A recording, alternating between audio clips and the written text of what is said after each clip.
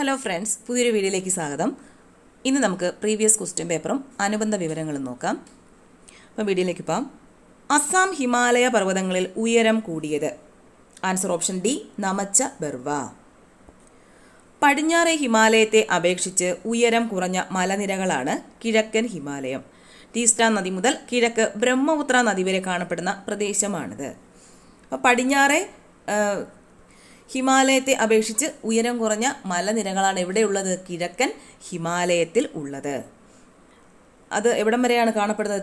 ടീസ്ത നദി മുതൽ കിഴക്ക് ബ്രഹ്മപുത്ര നദി വരെ കാണപ്പെടുന്ന പ്രദേശമാണ്. കിഴക്കൻ ഹിമാലയം അറിയപ്പെടുന്ന മറ്റൊരു പേരാണ് അസാം ഹിമാലയം. അപ്പോൾ കിഴക്കൻ ഹിമാലയത്തിൻ്റെ മറ്റൊരു പേരാണ് ഏത്? അസാം ഹിമാലയം. ഈ മേഖലയിലെ പ്രധാന കൊടുമുടിയാണ് നംച്ച ബർവ. ഈ കൊടുമുടിയുടെ ഉയരം 7756 മീറ്ററാണ്. അപ്പം നംച്ച ബർവയുടെ ഉയരം എത്രയാണ്? 7756 മീറ്റർ. ബ്രഹ്മപുത്ര, കാമങ്, ലോഹിത്, സുബിൻസുരി എന്നിവയാണ് കിഴക്കൻ ഹിമാലയത്തിലെ പ്രധാനപ്പെട്ട നദികൾ. അപ്പോൾ കിഴക്കൻ ഹിമാലയത്തിലെ പ്രധാനപ്പെട്ട നദികൾ ഏതൊക്കെയാണ് എന്ന് ചോദിച്ചാൽ ബ്രഹ്മപുത്ര, കാമങ്, ലോഹിത്, സുബിൻസുരി. ബ്രഹ്മപുത്ര, കാമങ്, ലോഹിത്, സുബിൻസുരി. അരുണാചൽ പ്രദേശിനെ ടിബറ്റിലെ ലാസയുമായി ബന്ധിപ്പിക്കുന്ന ബോംഡില, മ്യാൻമറുമായി ബന്ധിപ്പിക്കുന്ന ദിഫു തുടങ്ങിയവ ഈ മേഖലയിലെ പ്രധാന ചുരങ്ങളാണ്. അപ്പം കിഴക്കൻ ഹിമാലയം അഥവാ അസാം ഹിമാലയത്തിലെ പ്രധാനപ്പെട്ട ചുരങ്ങൾ ഏതൊക്കെയാണ്? അരുണാചൽ പ്രദേശിനെ ടിബറ്റിലെ ലാസയുമായി ബന്ധിപ്പിക്കുന്ന ബോംഡില ചുരവും മ്യാൻമറുമായി ബന്ധിപ്പിക്കുന്ന ദിഫു ചുരവുമാണ്. അടുത്ത ക്വസ്റ്റ്യൻ. മധ്യഘട്ടത്തിലോ കീഴ്ഘട്ടത്തിലോ അവസാദങ്ങളുടെ ഭാരം കാരണം വളഞ്ഞു പുളഞ്ഞു ഒഴുകുന്ന നദി സൃഷ്ടിക്കുന്ന ഭൂരൂപങ്ങളാണ്. ആൻസർ ഓപ്ഷൻ ഡി, ഓക്സ്ബോ തടാകങ്ങൾ. ഒരു നദിയുടെ ഒഴുക്കിൻ്റെ ആദ്യഘട്ടമാണ് ഉപരിഘട്ടം അഥവാ യുവത്വഘട്ടം അഥവാ പർവ്വതഘട്ടം. അപ്പോൾ ഒരു നദിയുടെ ഒഴുക്കിൻ്റെ ആദ്യഘട്ടത്തിന് പറയുന്ന പേരെന്താണ്? ഉപരിഘട്ടം അല്ലെങ്കിൽ യുവത്വഘട്ടം അല്ലെങ്കിൽ പർവ്വതഘട്ടം. ഈ ഘട്ടത്തിൽ അനേകം അരുവികളും തോടുകളും നദിയിലേക്ക് ഒഴുകിയെത്തുന്നു. വി ആകൃതിയിലുള്ള താഴ്വരകളും ഈ ഘട്ടത്തിൽ കാണപ്പെടുന്നു. അപ്പോൾ വി ആകൃതിയിലുള്ള താഴ്വരകൾ കാണപ്പെടുന്നത് ഏത് ഘട്ടത്തിലാണ്? നദിയുടെ ഒഴുക്കിൻ്റെ ആദ്യഘട്ടമായ ഉപരിഘട്ടം അഥവാ യുവത്വഘട്ടം അഥവാ പർവ്വതഘട്ടത്തിലാണ്. നദി പർവ്വതനിരകൾ വിട്ട് താഴ്വരയിൽ പ്രവേശിക്കുന്ന ഘട്ടമാണ് മധ്യഘട്ടം അഥവാ താഴ്വരഘട്ടം. അപ്പം നദി പർവ്വതനിരകൾ വിട്ട് താഴ്വരകളിലേക്ക് പ്രവേശിക്കുന്ന ഘട്ടത്തിന് പറയുന്ന പേരാണ് എന്ത്? മധ്യഘട്ടം അഥവാ താഴ്വരഘട്ടം. നദി കടലിൽ പതിക്കുന്നതിന് തൊട്ടു മുൻപുള്ള ഘട്ടമാണ് അവസാന ഘട്ടം അഥവാ വാർദ്ധക്യഘട്ടം അഥവാ നിക്ഷേപിക്കൽ ഘട്ടം. അപ്പം നദി കടലിൽ പതിക്കുന്നതിന് തൊട്ടു മുമ്പുള്ള ഘട്ടം ഏതാണ്? അവസാദഘട്ടം അല്ലെങ്കിൽ വാർദ്ധക്യഘട്ടം അല്ലെങ്കിൽ നിക്ഷേപിക്കൽ ഘട്ടം. ഈ ഘട്ടത്തിൽ എക്കൽ വന്നടിഞ്ഞ വലിയ പ്രളയ സമതലങ്ങൾക്ക് ചുറ്റും ഓക്സ്ബോ തടാകങ്ങൾക്ക് രൂപം കൊടുത്ത് നദി വക്രഗതിയിൽ ഒഴുകുന്നു. അപ്പോൾ ഏത് ഘട്ടത്തിലാണ് ഓക്സ്ബോ തടാകങ്ങൾക്ക് രൂപം കൊടുക്കുന്നത്? അവസാന ഘട്ടം അല്ലെങ്കിൽ വാർദ്ധക്യഘട്ടം അഥവാ നിക്ഷേപിക്കൽ ഘട്ടത്തിലാണ്.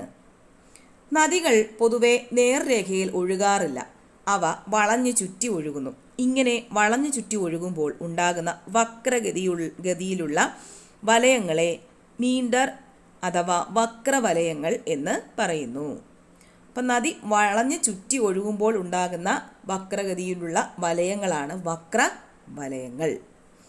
വക്രവലയങ്ങൾ ഇംഗ്ലീഷ് അക്ഷരമാലയിലെ എസ് എന്ന അക്ഷരത്തിൻ്റെ ആകൃതിയിലാകുമ്പോൾ നദി ഒരു പൂർണ്ണവൃത്തം പോലെയാകുന്നു. ഇത്തരത്തിൽ രണ്ട് വക്രവലയങ്ങൾ അടുത്തടുത്ത് രൂപം കൊള്ളുമ്പോൾ പ്രത്യേകമായി രൂപം കൊള്ളുന്ന ജലാശയമാണ് ഓക്സ്ബോ ലേക്ക്. അപ്പോൾ ഓക്സ്ബോ ലേക്ക് എന്ന് പറഞ്ഞാൽ എന്താണ്? വക്രവലയങ്ങൾ ഇംഗ്ലീഷ് അക്ഷരമാലയിലെ എസ് എന്ന അക്ഷരത്തിൻ്റെ ആകൃതിയിലാകുമ്പോൾ നദി ഒരു പൂർണ്ണവൃത്തം പോലെയാകുന്നു. ഇത്തരത്തിൽ രണ്ട് വക്രവലയങ്ങൾ അടുത്തടുത്ത് രൂപം കൊള്ളുമ്പോൾ പ്രത്യേകമായി രൂപം കൊള്ളുന്ന ജലാശയങ്ങളാണ് ഓക്സ്ബോ ലേക്ക് എന്ന് പറയുന്നത്. പ്രളയ സമതലങ്ങളിൽ ഓക്സ്ബോ തടാകങ്ങൾ രൂപം കൊള്ളുന്നത് സാധാരണമാണ്. അപ്പോൾ പ്രളയ സമതലങ്ങൾ ഉണ്ടാകുമ്പോൾ ഓക്സ്ബോ തടാകങ്ങൾ സാധാരണയായിട്ട് രൂപം കൊള്ളാറുണ്ട്. അടുത്ത ക്വസ്റ്റ്യൻ. ഗുർ, ഖണ്ഡസാരി എന്നീ പദങ്ങൾ ഏത് വ്യവസായവുമായി ബന്ധപ്പെട്ടതാണ്? ആൻസർ ഓപ്ഷൻ സി, പഞ്ചസാര വ്യവസായം. ഇന്ത്യയിലെ പ്രധാന ഖാരിഫ് വിളകളിൽ ഒന്നാണ് കരിമ്പ്. ഉഷ്ണമേഖലാ വിളയായ കരിമ്പിന് ചൂടും മഴയുമുള്ള കാലാവസ്ഥയാണ് വേണ്ടത്. പഞ്ചസാരയും ശർക്കരയും കരിമ്പിൽ നിന്നാണ് ഉൽപ്പാദിപ്പിക്കുന്നത്. കറുത്ത മണ്ണ്, എക്കൽ മണ്ണ് തുടങ്ങിയ മണ്ണിനങ്ങൾ കരിമ്പ് കൃഷിക്ക് അനുയോജ്യമാണ്. അപ്പോൾ കരിമ്പ് കൃഷിക്ക് അനുയോജ്യമായ മണ്ണിനങ്ങൾ ഏതൊക്കെയാണ്? കറുത്ത മണ്ണ്, എക്കൽ മണ്ണ്. കരിമ്പ് ഉൽപ്പാദനത്തിൽ ലോകത്ത് 2ാം സ്ഥാനമാണ് ഇന്ത്യക്ക്. 1ാമത് ബ്രസീൽ. അപ്പോൾ കരിമ്പ് ഉൽപ്പാദനത്തിൽ ഇന്ത്യയുടെ സ്ഥാനം 2ആണ്. 1ാം സ്ഥാനത്തുള്ള രാജ്യം ഏതാണ്? ബ്രസീലാണ്. ഉത്തർപ്രദേശാണ് കരിമ്പിൻ്റെയും പഞ്ചസാരയുടെയും ഉൽപ്പാദനത്തിൽ 1ാം സ്ഥാനമുള്ള സംസ്ഥാനം.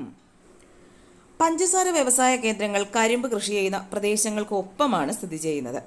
കരിമ്പ് വിളവെടുത്ത് കഴിഞ്ഞാൽ ഉടൻ തന്നെ ഫാക്ടറികളിൽ എത്തിച്ച് അതിൻ്റെ നീരെടുക്കേണ്ടതുണ്ട്. അല്ലെങ്കിൽ കരിമ്പിലെ സൂക്രോസിൻ്റെ അളവ് കുറയും. അപ്പോൾ ഈ പഞ്ചസാര വ്യവസായ കേന്ദ്രങ്ങൾ കരിമ്പ് കൃഷി ചെയ്യുന്ന പ്രദേശങ്ങൾക്ക് ഒപ്പമാണ് സ്ഥിതി ചെയ്യുന്നത്. കാരണം എന്താണ്? കരിമ്പ് വിളവെടുത്ത് കഴിഞ്ഞാൽ ഉടൻ തന്നെ ഫാക്ടറികളിൽ എത്തിച്ച് അതിനെ നീരെടുത്തില്ലെങ്കിൽ എന്താ പറ്റും? കരിമ്പിലെ സൂക്രോസിൻ്റെ അളവ് കുറയും. കരിമ്പിൽ നിന്ന് നിർമ്മിക്കുന്ന മധുരമുള്ള വസ്തുക്കളാണ് ഗുർ അഥവാ ശർക്കര, ഖാണ്ഡ്സാരി എന്നിവ. അപ്പോൾ കരിമ്പിൽ നിന്ന് നിർമ്മിക്കുന്ന മധുരമുള്ള വസ്തുക്കൾ ഏതൊക്കെയാണ്? ഗുറും ഖാണ്ഡ്സാരിയും. കരിമ്പിൽ നിന്നും പഞ്ചസാര ഉൽപ്പാദിപ്പിക്കുമ്പോൾ ലഭിക്കുന്ന ഉപോൽപ്പന്നമാണ് മൊളാസസ്. ഇതിനെ പുളിപ്പിച്ചാണ് റം നിർമ്മിക്കുന്നത്. അപ്പോൾ കരിമ്പിൽ നിന്നും പഞ്ചസാര ഉൽപ്പാദിപ്പിക്കുമ്പോൾ ലഭിക്കുന്ന ഉപോൽപ്പന്നം ഏതാണ്? മൊളാസസ്. അപ്പോൾ ഇതിനെ പുളിപ്പിച്ചാണ് റം നിർമ്മിക്കുന്നത്. അടുത്ത ക്വസ്റ്റ്യൻ, അജണ്ട 21 എന്നത് എന്തിനെ കുറിക്കുന്നു? ആൻസർ ഓപ്ഷൻ എ, ആഗോള സുസ്ഥിര വികസനം. അജണ്ട 21 ബ്രസീലിലെ റിയോ ഡി ജനൈറോയിൽ 1992 നടന്ന ഭൗമ ഉച്ചകോടിയുടെ ഭാഗമായി സുസ്ഥിര വികസനവുമായി ബന്ധപ്പെട്ട് UN തയ്യാറാക്കിയ ആക്ഷൻ പ്ലാനാണ് അജണ്ട 21. അപ്പോൾ എവിടെയാണ് ഭൗമ ഉച്ചകോടി നടന്നത്? ബ്രസീലിലെ റിയോ ഡി ജനൈറോയിൽ 1992 ഭൗമ ഉച്ചകോടി നടന്നത്. വികസനവും പരിസ്ഥിതിയുമായി ബന്ധപ്പെട്ട വിഷയങ്ങൾ ചർച്ച ചെയ്യാനാണ് ഉച്ചകോടി നടന്നത്.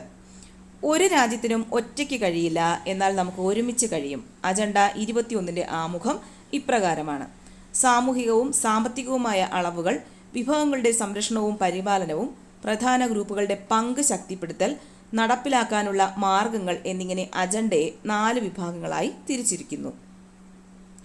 ഭാവി തലമുറകൾക്ക് അവയുടെ ആവശ്യങ്ങൾ നിറവേറ്റാനുള്ള ശേഷിക്ക് വിഘാതമാകാത്ത തരത്തിൽ ഇന്നത്തെ തലമുറയുടെ ആവശ്യങ്ങൾ നിറവേറ്റുന്ന വികസനം എന്നാണ് സുസ്ഥിര വികസനത്തെ നിർവചിച്ചിരിക്കുന്നത്. അപ്പം എങ്ങനെയാണ് സുസ്ഥിര വികസനത്തെ നിർവചിച്ചിരിക്കുന്നത്?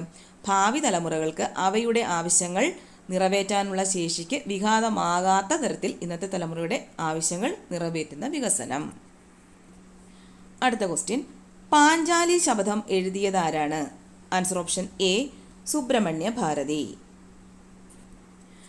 ദേശീയ പ്രസ്ഥാനത്തിൻ്റെ കാലത്ത് വിവിധ ഭാഷകളിൽ നിരവധി സാഹിത്യകാരന്മാർ രാജ്യസ്നേഹവും ദേശാഭിമാന ബോധവും തുളുമ്പുന്ന കൃതികൾ രചിച്ചു.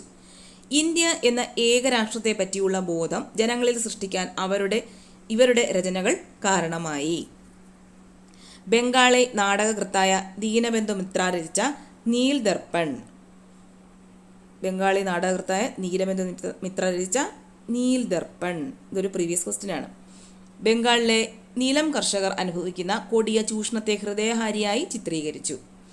ഈ നാടകം അവതരിപ്പിച്ച കർഷകരുടെ പ്രശ്നങ്ങൾ സുരേന്ദ്രനാഥ ബാനർജി സ്ഥാപിച്ച ഇന്ത്യൻ അസോസിയേഷൻ എന്ന സംഘടന ഏറ്റെടുത്ത് രാജ്യമെമ്പാടും പ്രചരിപ്പിച്ചു. അപ്പോൾ സുരേന്ദ്രനാഥ ബാനർജിയുടെ സംഘടനയാണ് ഇന്ത്യൻ അസോസിയേഷൻ. ഇതും പ്രീവിയസ് ക്വസ്റ്റ്യൻ ആണ്. സാരെ ജഹാം സെ അച്ച ഹിന്ദുസ്ഥാൻ ഹമാര എന്ന ഗാനം രചിച്ച ഉറുദു കവിയായ അല്ലാമ മുഹമ്മദ് ഇക്ബാൽ. അപ്പോൾ സാരെ ജഹാം സെ അച്ച ഹിന്ദുസ്ഥാൻ ഹമാര എന്ന ഗാനം രചിച്ചതാരാണ്? ഉറുദു കവിയായ അല്ലാമ മുഹമ്മദ് ഇക്ബാൽ. ഇതും പ്രീവിയസ് ക്വസ്റ്റ്യൻ ആണ്. തൻ്റെ കവിതകളിലൂടെ ഇന്ത്യയുടെ പ്രകൃതി ഭംഗിയെയും ജനങ്ങളുടെ ഐക്യത്തെയും പാടിപ്പുകഴ്ത്തി. ഹിന്ദി ഭാഷയിൽ പ്രേംചന്ദ് രചിച്ച കൃതികളാണ് സേവാസദൻ, പ്രേമാശ്രമം, രംഗഭൂമി, ഗോദാൻ എന്നിവ. അപ്പോൾ ഏതൊക്കെയാണ് കൃതികൾ? സേവാസദൻ, പ്രേമാശ്രമം, രംഗഭൂമി, ഗോദാൻ. ബംഗാളി ഭാഷയിൽ ഗോര, ഗീതാഞ്ജലി എന്നീ കൃതികൾ രചിച്ചത് രവീന്ദ്രനാഥ ടാഗോർ ആണ്. രവീന്ദ്രനാഥ ടാഗോറിൻ്റെ കൃതികൾ ഏതൊക്കെയാണ്? ഗോര, ഗീതാഞ്ജലി. അപ്പോൾ ഇത് ചോദിച്ചിട്ടുള്ളതാണ് പരീക്ഷ. ഗീതാഞ്ജലി രചിച്ചത് ആരാണെന്ന്.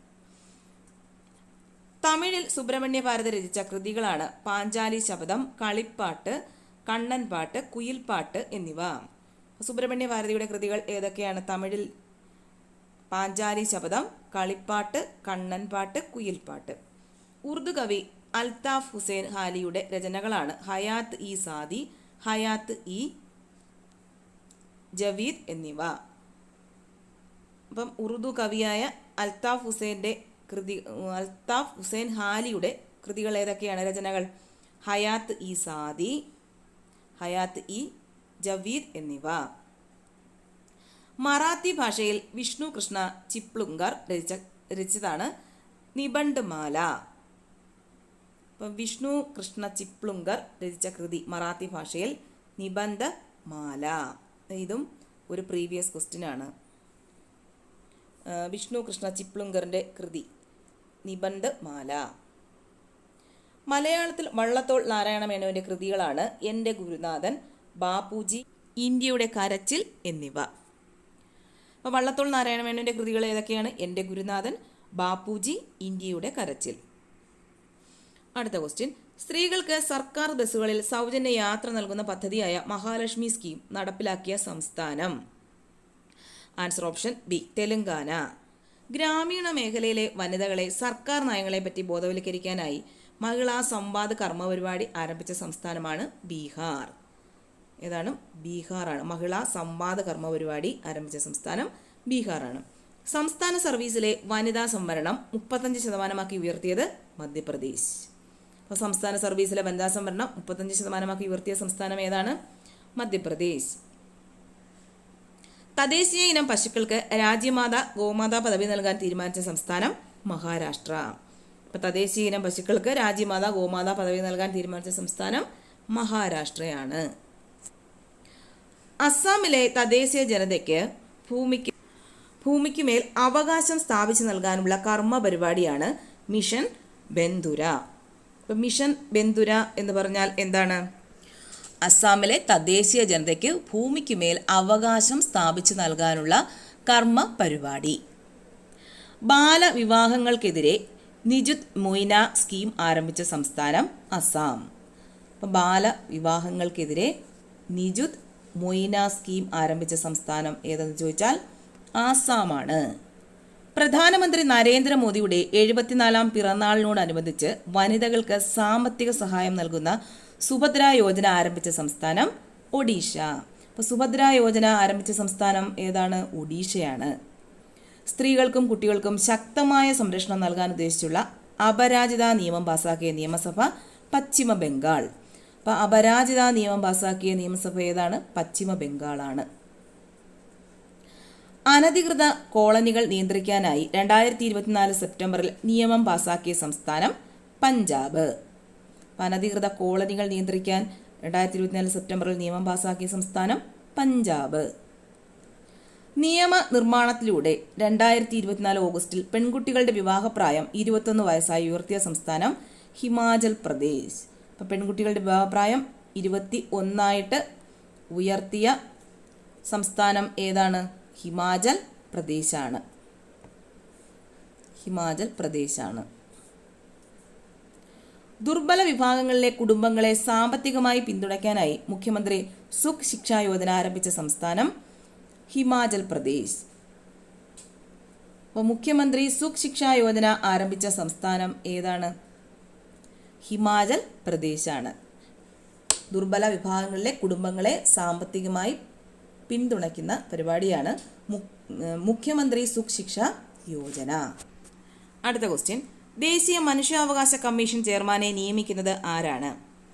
രാഷ്ട്രപതി. ആൻസർ ഓപ്ഷൻ എ, രാഷ്ട്രപതി. അപ്പോൾ ദേശീയ മനുഷ്യാവകാശ കമ്മീഷൻ ചെയർമാനെ നിയമിക്കുന്നത് ആരാണ്? രാഷ്ട്രപതിയാണ്. ദേശീയ മനുഷ്യാവകാശ കമ്മീഷന്റെ ചെയർമാൻ പദവി വഹിക്കാനുള്ള യോഗ്യത സുപ്രീം കോടതി ചീഫ് ജസ്റ്റിസ് അഥവാ സുപ്രീം കോടതി ജഡ്ജി പദവി വഹിച്ചിരിക്കണം എന്നതാണ്. ദേശീയ മനുഷ്യാവകാശ കമ്മീഷൻ അധ്യക്ഷനെയും അംഗങ്ങളെയും ശുപാർശ ചെയ്യാനുള്ള സമിതിയുടെ തലവൻ പ്രധാനമന്ത്രിയാണ്. അപ്പം ദേശീയ മനുഷ്യാവകാശ കമ്മീഷൻ അധ്യക്ഷനെയും അംഗങ്ങളെയും ശുപാർശ ചെയ്യാനുള്ള സമിതിയുടെ തലവൻ ആരാണ്? പ്രധാനമന്ത്രിയാണ്. ദേശീയ മനുഷ്യാവകാശ കമ്മീഷൻ അധ്യക്ഷനെയും അംഗങ്ങളെയും ശുപാർശ ചെയ്യാനുള്ള സമിതിയിലെ മറ്റംഗങ്ങൾ ലോക്സഭാ സ്പീക്കർ, കേന്ദ്ര ആഭ്യന്തരമന്ത്രി, ലോക്സഭയിലെ പ്രതിപക്ഷ നേതാവ്, രാജ്യസഭയിലെ പ്രതിപക്ഷ നേതാവ്, രാജ്യസഭ ഡെപ്യൂട്ടി ചെയർമാൻ. അപ്പം ആരൊക്കെയാണ് ദേശീയ മനുഷ്യാവകാശ കമ്മീഷൻ അധ്യക്ഷനെയും അംഗങ്ങളെയും ശുപാർശ ചെയ്യാനുള്ള സമിതിയിലെ മറ്റ് അംഗങ്ങൾ? തലവൻ പ്രധാനമന്ത്രിയാണ്. അതിൽ മറ്റംഗങ്ങൾ ആരൊക്കെയാണ്? ലോക്സഭാ സ്പീക്കർ, കേന്ദ്ര ആഭ്യന്തരമന്ത്രി, ലോക്സഭയിലെ പ്രതിപക്ഷ നേതാവ്, രാജ്യസഭയിലെ പ്രതിപക്ഷ നേതാവ്, രാജ്യസഭ ഡെപ്യൂട്ടി ചെയർമാൻ. ദേശീയ മനുഷ്യാവകാശ കമ്മീഷൻ അംഗങ്ങൾ, ചെയർമാൻ എന്നിവ രാജിക്കത്ത് നൽകേണ്ടത് രാഷ്ട്രപതിക്കാണ്. ദേശീയ മനുഷ്യാവകാശ കമ്മീഷൻ ചെയർമാൻ, അംഗങ്ങൾ എന്നിവരുടെ ഔദ്യോഗിക കാലാവധി 3 വർഷം അഥവാ 70 വയസ്സ് വരെയാണ്.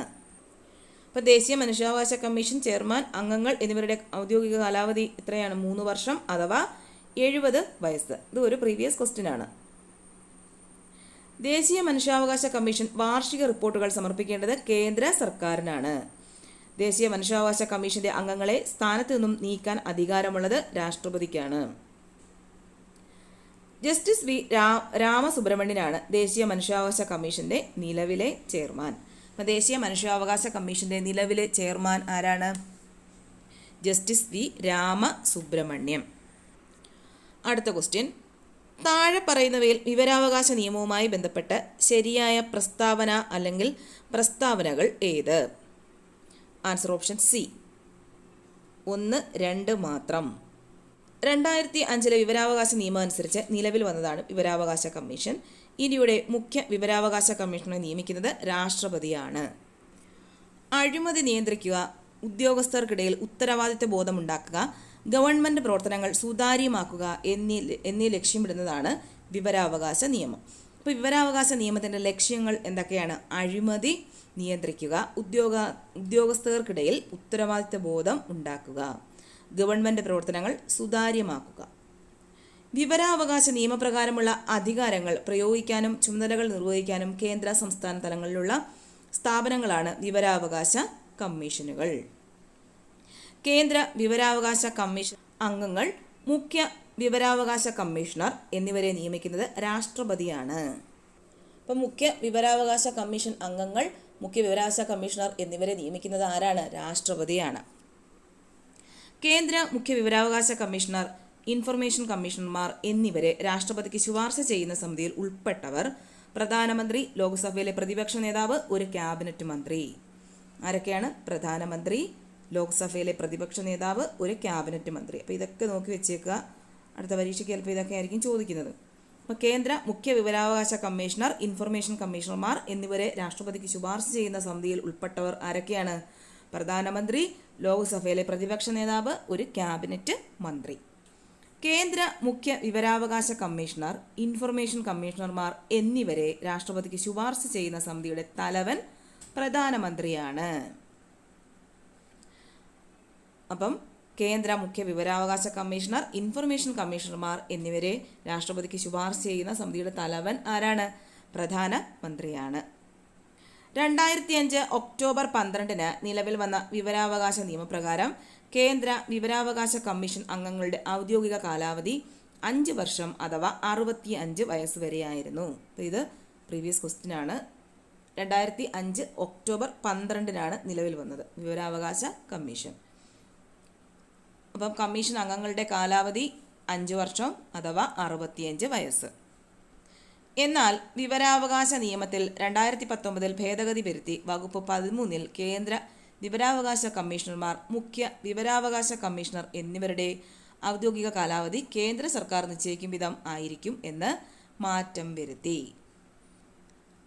അപ്പം 2019 ഭേദഗതി വരുത്തി വകുപ്പ് 13 എന്താണ് പറയുന്നത്? കേന്ദ്ര വിവരാവകാശ കമ്മീഷണർമാർ, മുഖ്യ വിവരാവകാശ കമ്മീഷണർ എന്നിവരുടെ ഔദ്യോഗിക കാലാവധി കേന്ദ്ര സർക്കാർ നിശ്ചയിക്കും വിധം ആയിരിക്കും എന്ന് മാറ്റം വരുത്തി. അപ്പം നിലവിൽ എങ്ങനെയാണ്? 3 വർഷം അഥവാ 65 വയസ്സ്. നിലവിൽ 3 വർഷവും 65 വയസ്സുമാണ്. നേരത്തെ എത്രയായിരുന്നു? 5 വർഷം 65 വയസ്സായിരുന്നു. ഇപ്പോൾ 3 വർഷം 65 വയസ്സാണ്. അടുത്ത ക്വസ്റ്റ്യൻ, താഴെ പറയുന്നവരിൽ ഇന്ത്യയുടെ ഭരണഘടനാ നിർമ്മാണ സഭയിൽ അംഗങ്ങളായിട്ടുള്ള വനിതകൾ ആരെല്ലാം? Answer option D. ഇവയെല്ലാം ആരൊക്കെയാണ്? അമ്മു സ്വാമിനാഥൻ, ദാക്ഷായണി വേലായുധൻ, രാജ്കുമാരി അമൃത് കൗർ, സരോജിനി നായിഡു. 1946 നിലവിൽ വന്ന ഭരണഘടനാ നിർമ്മാണ സഭയിൽ ആകെ 389 അംഗങ്ങളായിരുന്നു ഉണ്ടായിരുന്നത്. അപ്പോൾ എത്രയായിരുന്നു? 381 അംഗങ്ങൾ. ഇവരിൽ 15 പേരായിരുന്നു വനിതകൾ. ഭരണഘടന 1946 ഭരണഘടനാ നിർമ്മാണ സഭ നിലവിൽ വന്നത്. ഇതൊരു പ്രീവിയസ് ക്വസ്റ്റ്യൻ ആണ്. അപ്പോൾ എത്ര അംഗങ്ങളാണ് ഉണ്ടായിരുന്നത്? 389 അംഗങ്ങൾ. അവരിൽ 15 പേരാരായിരുന്നു? സ്ത്രീകളായിരുന്നു, വനിതകളായിരുന്നു. ഭരണഘടനാ നിർമ്മാണ സഭയിൽ അംഗങ്ങളായിരുന്ന വനിതകൾ സുജേത കൃപലാനി, സരോജിനി നായിഡു, വിജയലക്ഷ്മി പണ്ഡിറ്റ്, ദുർഗാബായി ദേശ്മുഖ്, രാജ്കുമാരി അമൃത് കൗർ, അമ്മു സ്വാമിനാഥൻ, ആനി മസ്ക്രീൻ, ദാക്ഷായണി വേലായുധൻ, ബീഗം ഐസാസ് റസൂൽ, ഹാൻസ മേത്ത, കമല ചൗധരി, ലീല റോയ്, മാലതി ചൗധരി, പൂർണിമ ബാനർജി, രേണുക റേ. ഭരണഘടനാ നിർമ്മാണ സഭയിൽ 17 മലയാളികൾ അംഗങ്ങളായിരുന്നു. എത്ര പേരാണ്? 17 മലയാളികളായിരുന്നു ഭരണഘടനാ നിർമ്മാണ സഭയിലെ അംഗങ്ങൾ. തിരുവിതാംകൂർ 6, കൊച്ചി 1, മലബാർ 9, യുണൈറ്റഡ് പ്രൊവിൻസ് 1 എന്നിങ്ങനെയായിരുന്നു മലയാളി അംഗങ്ങൾ. അപ്പോൾ തിരുവിതാംകൂറിൽ നിന്നും 6 പേര്, കൊച്ചിയിൽ നിന്നും ഒരാൾ, മലബാറിൽ നിന്നും 9 പേര്, യുണൈറ്റഡ് പ്രൊവിൻസിൽ നിന്നും ഒരാൾ എന്നിങ്ങനെയായിരുന്നു മലയാളി അംഗങ്ങൾ. ഇന്ത്യയുടെ ഭരണഘടനാ നിർമ്മാണ സഭയിൽ അംഗങ്ങളായിരുന്ന മലയാളി വനിതകളാണ്. അപ്പോൾ ഇത് പ്രീവിയസ് ക്വസ്റ്റ്യൻ ആണ് കേട്ടോ. ആനി മസ്ക്രീൻ, ദാക്ഷായണി വേലായുധൻ, അമ്മു സ്വാമിനാഥൻ. ആരൊക്കെയാണ്? ആനി മസ്ക്രീൻ, ദാക്ഷായണി വേലായുധൻ, അമ്മു സ്വാമിനാഥൻ.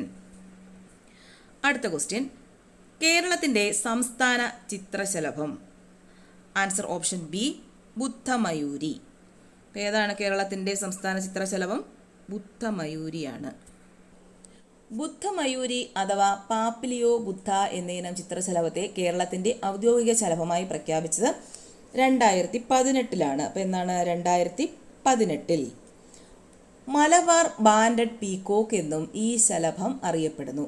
അപ്പോൾ ബുദ്ധമയൂരിയുടെ മറ്റൊരു പേര് എന്താണ്? Malabar banded peacock. Malabar banded peacock. അപ്പോൾ ബുദ്ധമയൂരിക്ക് പകരം ഓപ്ഷനിൽ കൊടുത്തിരിക്കുന്നത് മലബാർ ബാൻഡഡ് പീക്കോക്ക് എന്നായാലും ശരി തന്നെയാണ്. ചക്കയെ കേരളത്തിൻ്റെ ഔദ്യോഗിക ഫലമായി പ്രഖ്യാപിച്ചത് 2018. തമിഴ്നാടിൻ്റെയും ഔദ്യോഗിക ഫലം ചക്കയാണ്. ചക്കയുടെ ശാസ്ത്രീയ നാമമാണ് ആർട്ടോകാർപ്പസ് ഹെട്രോഫില്ലസ്. അപ്പോൾ ചക്കയുടെ ശാസ്ത്രീയ നാമം എന്താണെന്ന് ചോദിച്ചാൽ ആർട്ടോകാർപ്പസ് ഹെട്രോഫില്ലസ്. പഠിച്ചു വെച്ചേക്കുക. കേരളത്തിൻ്റെ ഔദ്യോഗിക മത്സ്യമായി കരിമീനിനെ 2010 പ്രഖ്യാപിച്ചു. അപ്പോൾ ഇതൊരു പ്രീവിയസ് ക്വസ്റ്റ്യൻ ആണ്. കേരളത്തിൻ്റെ ഔദ്യോഗിക മത്സ്യം ഏതാണെന്നുള്ളത്. കരിമീനിൻ്റെ ശാസ്ത്രീയ നാമം എട്രോപ്ലസ് സുരാറ്റനിസിസ്. അപ്പോൾ എന്താണ് കരിമീനിൻ്റെ ശാസ്ത്രീയ നാമം? എട്രോപ്ലസ് സുരാറ്റനിസിസ്. അതും പഠിച്ചു വെക്കുക. സംസ്ഥാനത്തിൻ്റെ മറ്റ് ഔദ്യോഗിക ചിഹ്നങ്ങൾ: സംസ്ഥാന വൃക്ഷം തെങ്ങ്, കോക്കസ് ലൂസിഫറ. സംസ്ഥാന പുഷ്പം കണിക്കൊന്ന, കാസിയ ഫിസ്റ്റുല. അപ്പോൾ ഇത് ചോദിച്ചായിരുന്നു, പ്രീവിയസ് ക്വസ്റ്റ്യൻ ആണിത്. സംസ്ഥാന പക്ഷി മലമുഴക്കി വേഴാമ്പൽ. ബൂസിറോസ് ബൈകോർണിക്സ് എന്നാണ് മലമുഴക്കി വേഴാമ്പലിൻ്റെ ശാസ്ത്രീയ നാമം. സംസ്ഥാന മൃഗം ആന, Eliphaz maximus indicus. Eliphaz maximus indicus എന്നാണ് ആനയുടെ ശാസ്ത്രീയ നാമം. അപ്പോൾ ഇതിൻ്റെ എല്ലാം ശാസ്ത്രീയ നാമങ്ങൾ പഠിച്ചു വെക്കുക. ചില പരീക്ഷയ്ക്കൊക്കെ ചോദിക്കാറുണ്ട്. അപ്പോൾ ഇത്രയേ ഉള്ളൂ. അടുത്ത വീഡിയോയിൽ നമുക്ക് കുറച്ച് ക്വസ്റ്റ്യനും കൂടെ നോക്കാം.